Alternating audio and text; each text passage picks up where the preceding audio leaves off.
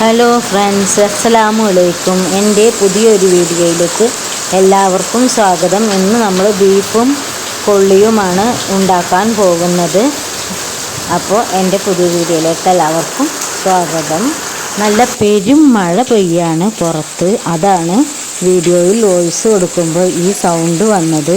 നല്ല മഴയാണ് പുറത്ത്. അപ്പോൾ നമ്മളുടെ കുക്കറിലേക്ക് വെളിച്ചെണ്ണ, വലിയ സബോള, തക്കാളി, ഇഞ്ചി വെളുത്തുള്ളി പേസ്റ്റ് എന്നിവയൊക്കെ ഇട്ട് ലേശം ഉപ്പും ഇട്ട് നല്ലവണ്ണം ഇളക്കിയെടുക്കുക. കുരുമുളക് പൊടി, പെപ്പർ പൊടി ഇത്തിരി തോന ഇടുന്നുണ്ട്. പെപ്പർ പൊടിയുടെ ഒരു ടേസ്റ്റ് നമുക്ക് ശരീരത്തിനൊക്കെ നല്ലതാണ്.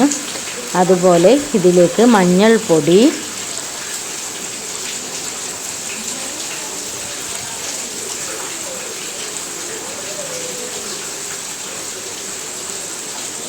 മുളക് പൊടി,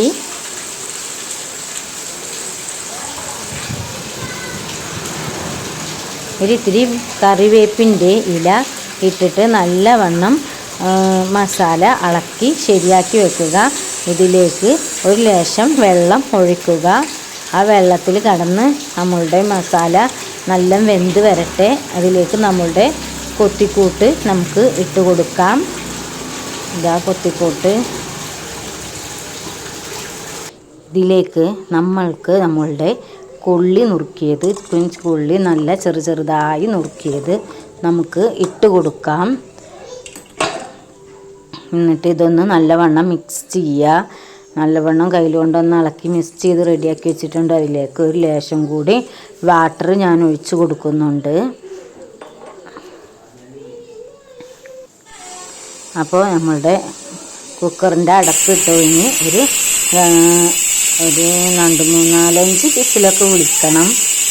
ബീഫ്, നമ്മളുടെ കൂട്ടിൻ്റെ ബീഫ് വെന്ത് കിട്ടണ്ടേ. അപ്പോൾ നമ്മളുടെ ബീഫും കൊള്ളിയും വെന്ത് കിട്ടിയിട്ടുണ്ട്. കൊള്ളി ബിരിയാണി, കപ്പയും കൊള്ളിയും എന്നൊക്കെ പറയണമൊക്കെ ശരിയായിട്ടുണ്ട്. അപ്പം ഞങ്ങളൊരു സുപ്ര വിരിച്ച് അതിലേക്ക് ഇട്ടിട്ടാണ് ഞങ്ങൾ എല്ലാവരും പാടെ വട്ടളഞ്ഞിരുന്നിട്ടാണ് ഇത് കഴിക്കുന്നത്.